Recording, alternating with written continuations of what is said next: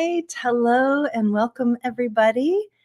It's been a while since I've been live. I don't know how many weeks it's been, but here we are. Thank you for joining. If you're watching the replay or you're here live, feel free to type in the comments. I am so excited to have Cynthia Miller here with me today.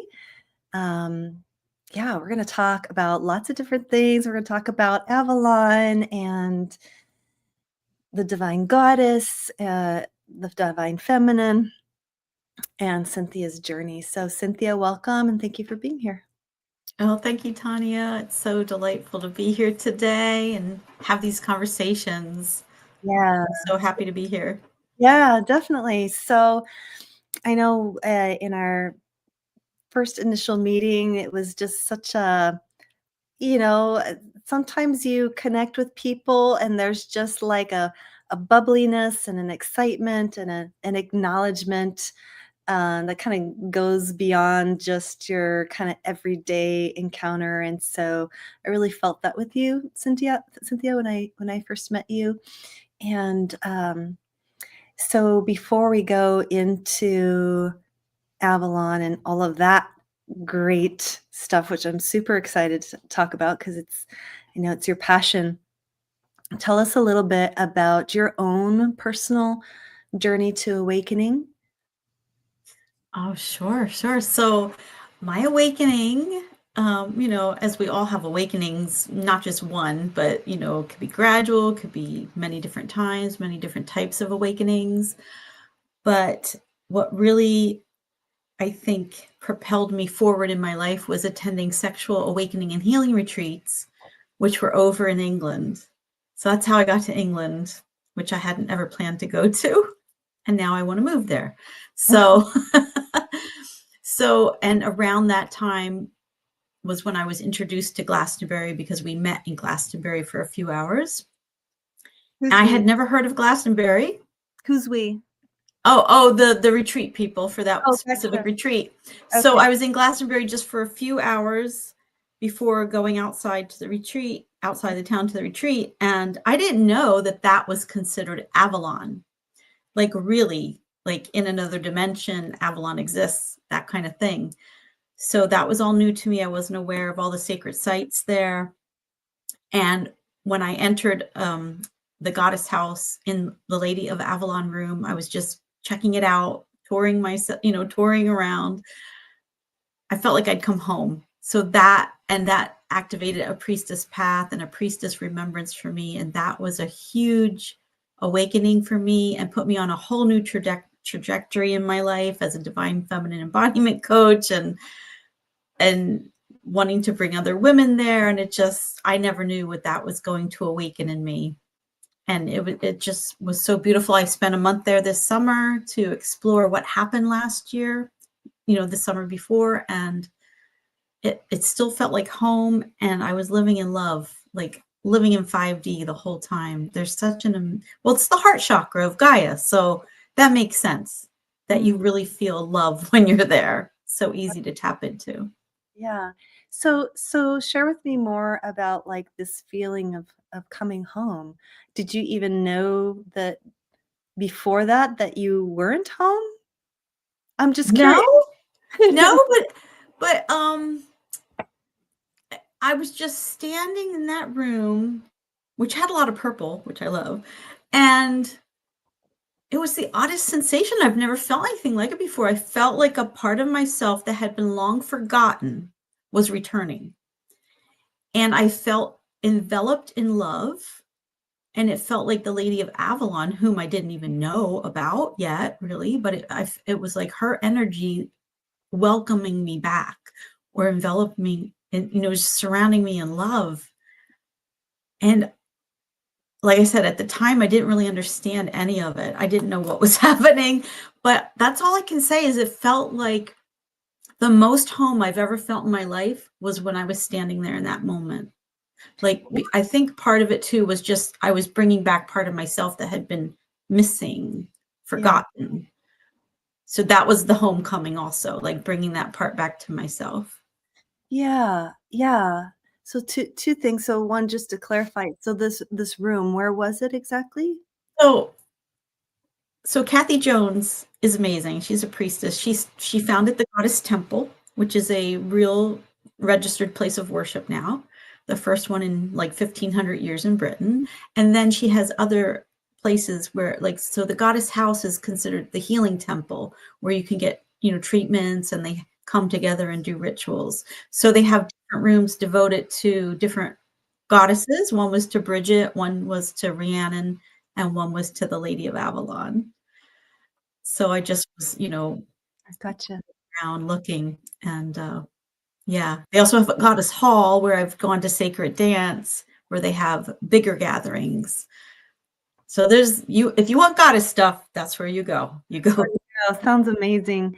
And yeah, so this sense of having retrieved a lost part of yourself, and I guess I'll just speak to my own experience, is I feel like when parts of ourselves fracture off, we don't for me personally, I didn't know that they were necessarily gone until they came back, right? Exactly. It's like we go through life just thinking everything's normal. You're just doing your thing. You got your struggles and you got this and you got that, whatever. You're just dealing with life and striving for the best and whatever. And then there's these moments that can happen where suddenly, like, your whole paradigm changes Mhm. and you're like, oh, wow, something's different now. Mm. So I'm curious about your own, because that sounds like such a profound moment. I mean, first of all, it sounds like you weren't even necessarily seeking this encounter, which is kind of, it's funny how that happens. Mhm. We're not I mean, maybe we're seeking something, but nothing specific. But this moment happens. What changed in your being after that moment? What did it Well, uh, yeah. So in that moment, nothing really changed for me 2 summers ago because I didn't even know what it was.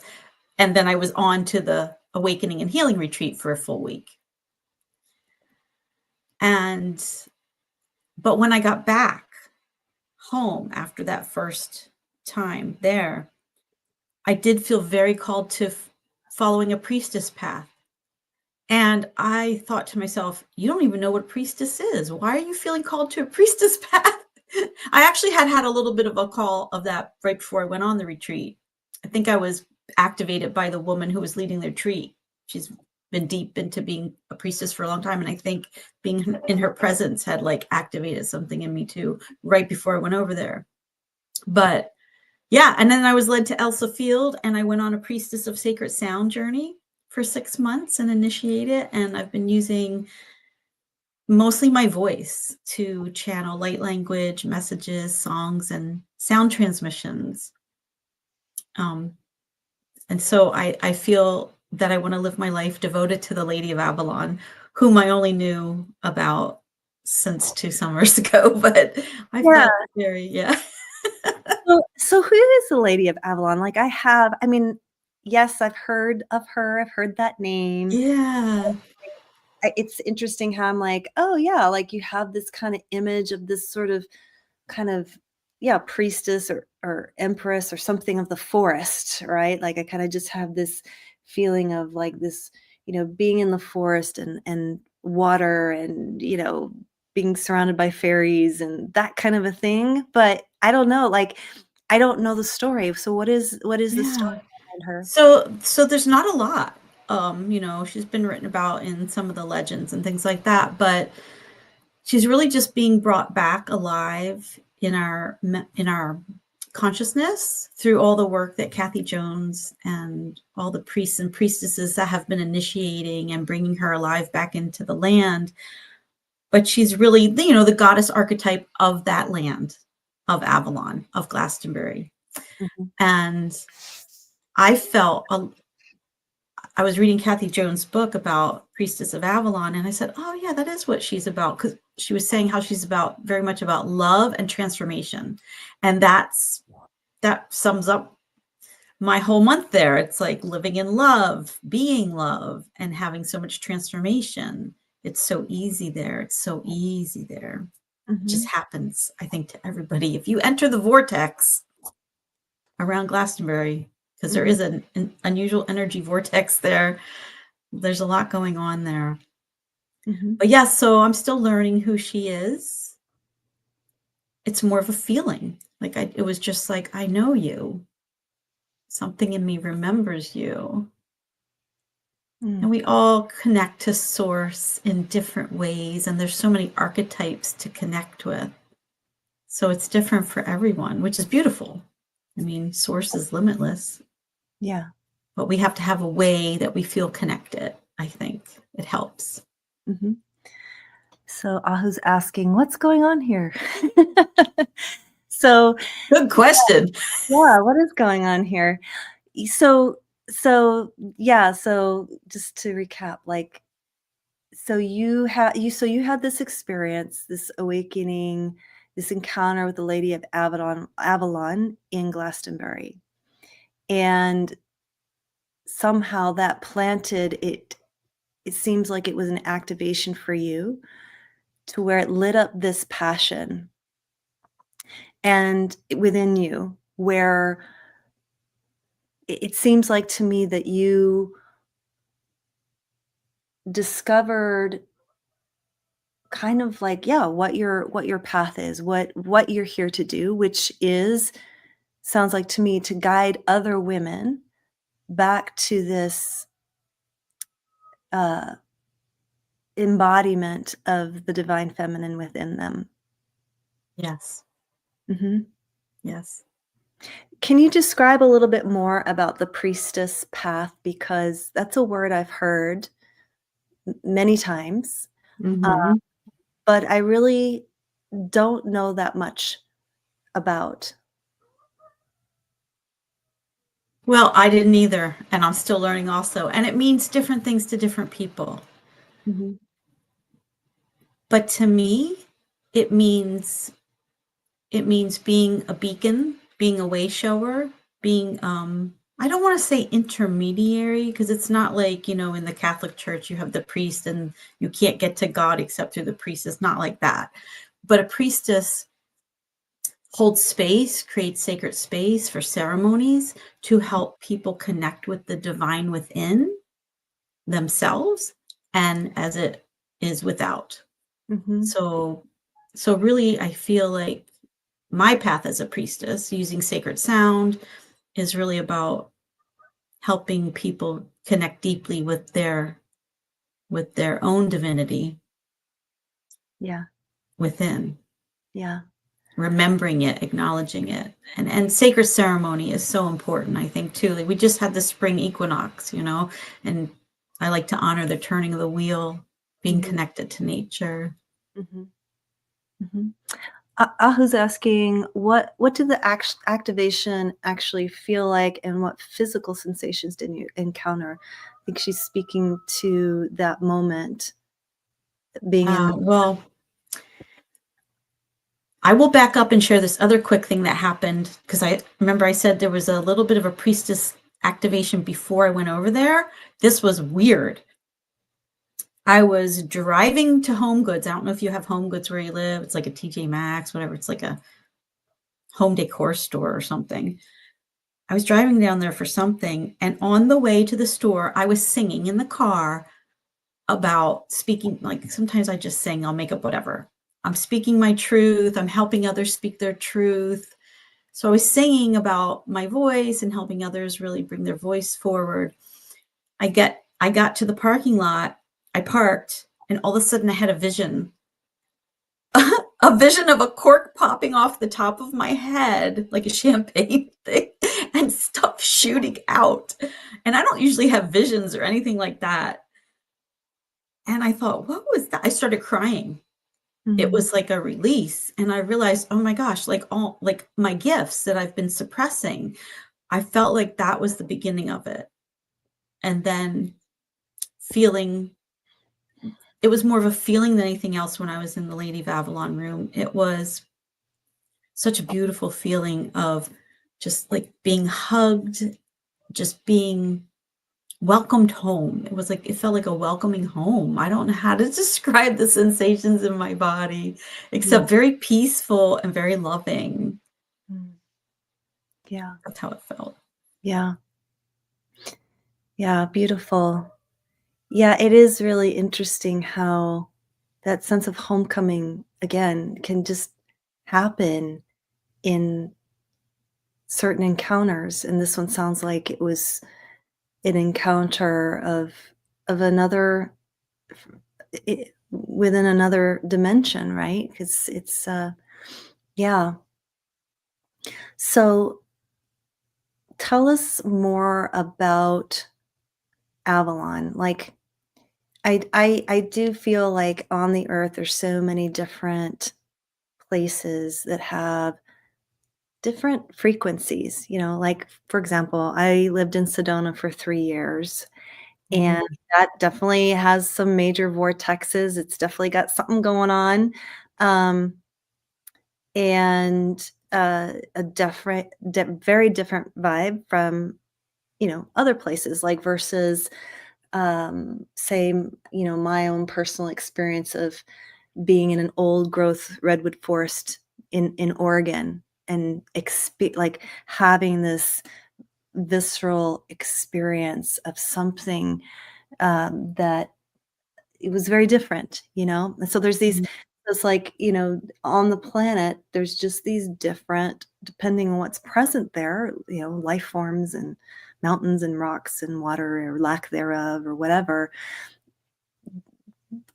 There's like this I can't help but say it's like almost, like when you make sourdough bread, like you gotta activate the starter or whatever, it's like and each one has its own little flavor or its own little biome, its own little thing going on. I've never been to Glastonbury, I've never been to that part of the world. I mean, I've seen images. And so, yeah, tell us a little bit more about, what do you see happening there and why there's such a draw and a passion to wanna bring other women there to experience it.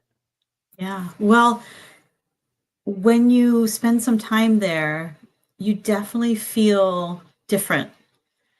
Um, and things happen differently there. I mean, synchronicities happen all the time there, day and night, like constantly. I was there for a month and every day was magical, synchronicities constantly. And anytime I talked to anybody that lived there or one of the shop owners or anything I said that seemed like out of the ordinary or strange, they're like, oh, yeah, that's normal for Glastonbury. In fact, they have a Facebook page called Normal for Glastonbury. Oh, okay. Yeah. And I got to know some of the shop owners and it's such a high frequency there. I feel like it's such a high energy that a couple of the shop owners said to me, they purposely leave the town once a week to really ground themselves. And I found that I had to do that too, that it Interesting. helped me Yeah. because you're in a very intense energy system there. You've Yeah. got the Michael and Mary ley lines that go through there. You've got the Chalice Well White Spring waters, which are opposites, and you have a lot of energy. The Sacred Hill, the tour, there's a lot going on there. And I mean, it's endless what you could explore there. There's a lot of books written about it. But for me, one of the most healing things was being surrounded by the divine feminine, seeing images of source as feminine because I was Mhm, brought up in a very strict patriarchal religion where my voice, my sexuality, and my sensuality were all very suppressed. mhm. And seeing priestesses everywhere, being able to go into a goddess temple and meditate. And I had another beautiful experience in there that was really meaningful. Yeah, just being in a living goddess culture. Where else can you experience something like that these days? that existed for 25,000 years, supposedly, goddess culture, before patriarchy took over. And it just, I feel like it's a lot of past life remembrances that come up too, of the times for people that believe in past lives, times where we were goddess oriented. Yeah, that's so interesting.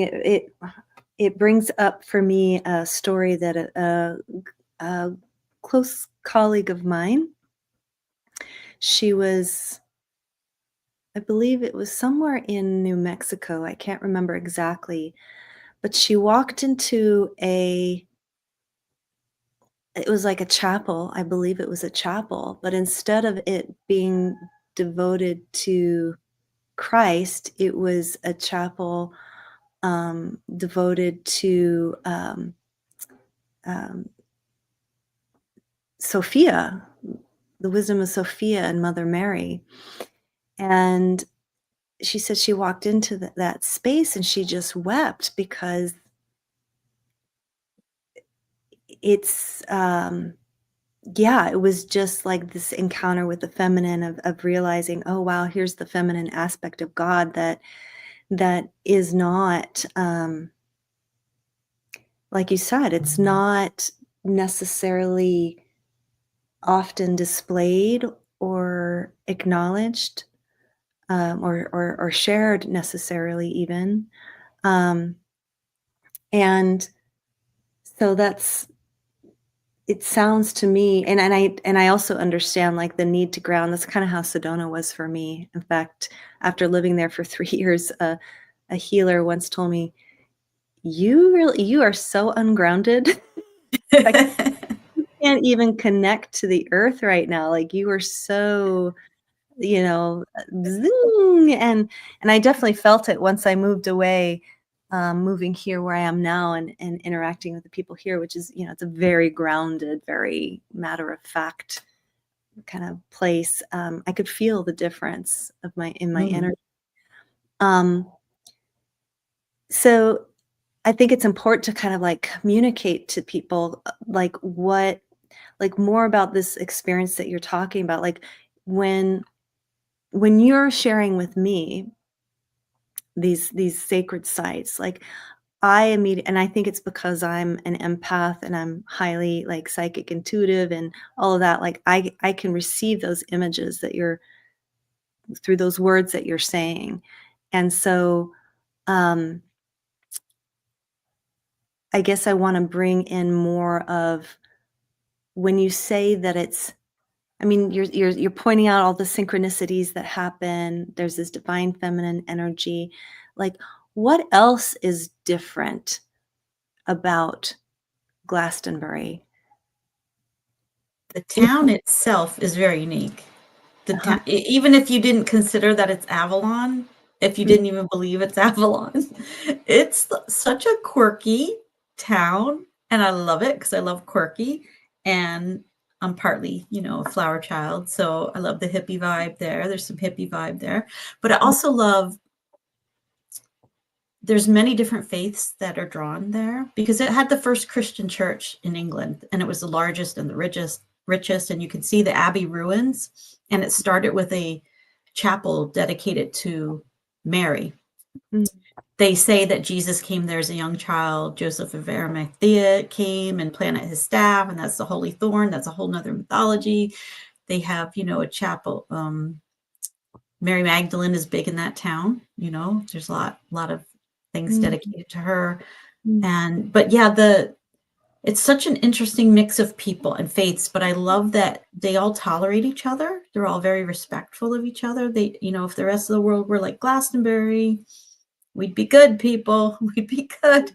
interesting. Um, I yeah, thought, you see all kinds of different things there. Like there's music up and down the street. There was some guy that was dressed walking around like Jesus, and their beloved Merlin just passed away. I have a picture I got with him, but he used to stand by the town hall dressed in like a sorcerer costume, and I didn't know who he was or that he was this learned man who'd been all over the world, and he was beloved by the town. And like I said, he recently passed. But like because I was just cracking up. I was like, I just saw Jesus and Merlin on the same street, you know?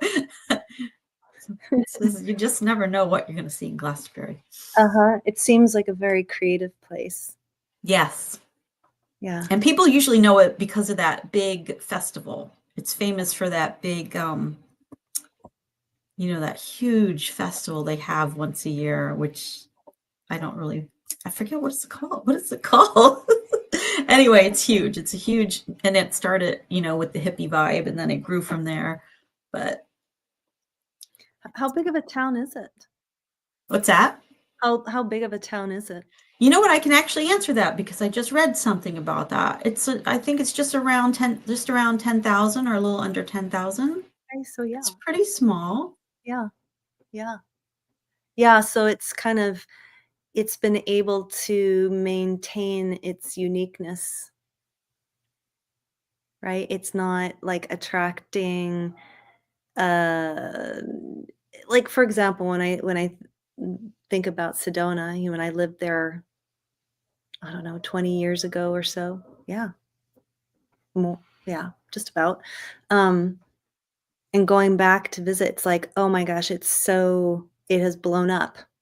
There's Mm, tons more people, and there's so many more buildings, and you know, so much more expensive. Like all of mm, that is kind of turned, unfortunately, into kind of like in my yeah. opinion, a Disneyland.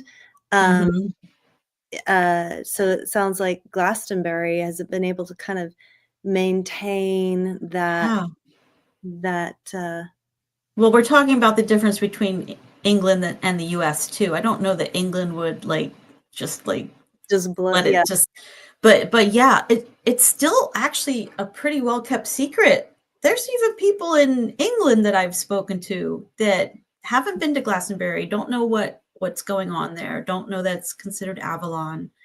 But wow. when I was there, I met people from all around the world constantly. There's constantly people coming there, very that are very drawn to that spiritual area. Mhm. And most of the women I met had been coming back like year after year. Some of them year after year, they're just drawn back. And most of them, and I always warn people, like, if you go there, just know you probably won't ever want to leave. You're going to want to go back. So many people want to move there. And some of the women I met did end up moving there. And now Wow. I want to move there. So the population is growing. The It's getting population will keep growing. Yeah, yeah. That's so fascinating for it to be so old and yet sounds like it's still being discovered in a way. Hmm. I've heard of the name Glastonbury, but you know, I never would have thought to, "Oh, I'm gonna do some research and see what's there," and, Avalon is, um I just find it really interesting that I mean, Avalon, I always associated with a story. But the fact that you're saying like, well, this place may very well be Avalon itself, um, is, yeah, that's like, "Oh, okay, there's actually something here and something to go and to be experienced." So tell us about your retreat.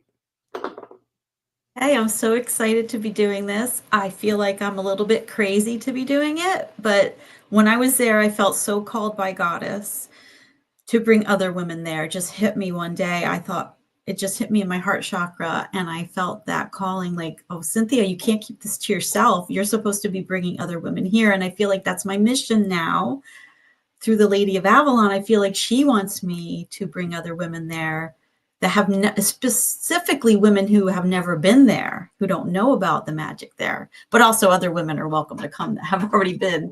So it's called Sisters of Avalon, a radiant reclamation. It's an awakening retreat for women. It's it's really, I always say Avalon meets you where you are. She has the medicine. Doesn't matter what you're going for. If you're, we've focused the retreat to help women in transition that are stepping into a new chapter in their life. They want more clarity on their next steps. If they've recently divorced or separated or the kids left home, it's really a great place to get clarity. and it's a wonderful place to have healing. So, like I say, you can go there for any reason and really receive what you need in the moment and in that space without really working at it. Just it's Mm. just a beautiful place to be. So when I had that coming home moment in the Lady of Avalon room, the priestess that was working there, they call them Melissas. The one I met when I first went there, Kaya May, she was witness to that moment.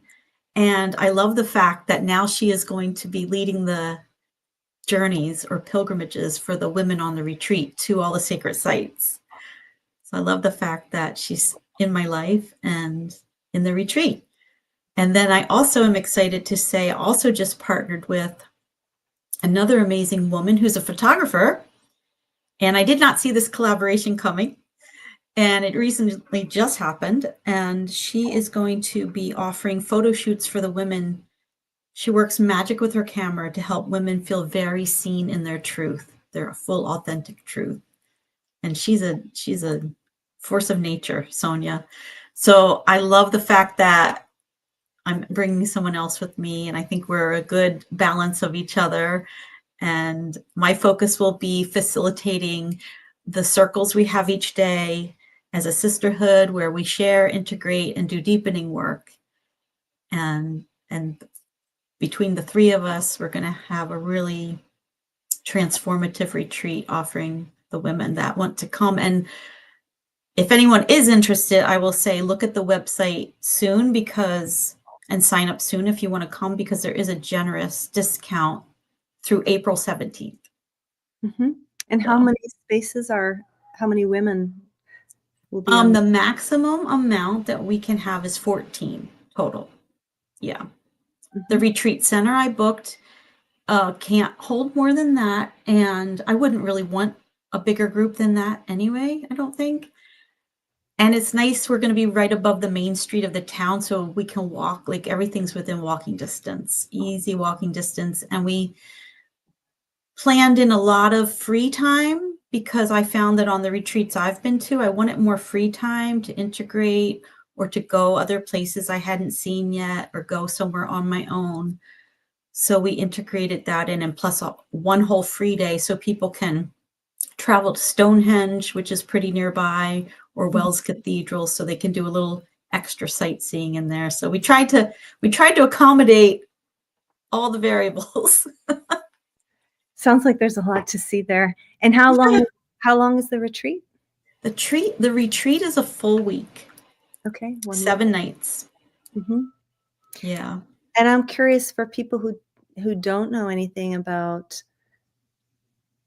Lady of Avalon, what books could you suggest? Yeah. Kathy Jones, I would look up Kathy Jones, because she's really the premier expert on the Lady of Avalon. She has a book called In Her Nature, which talks about the landscape of Avalon and how the goddess is embodied in the landscape. And if you're more interested in the priestess path, then she's got Priestess of Avalon is one of her books. She's written like a dozen books. And she leads the International Goddess Conference, which takes place 2 days after my retreat ends. Oh, cool. So that was amazing. I was at that last year. So if women wanted to stay, they could just stay and hop on. Yeah. I'm hoping they'll come for both. So, because that would be amazing to be able to do both. Yeah. Beautiful. Awesome.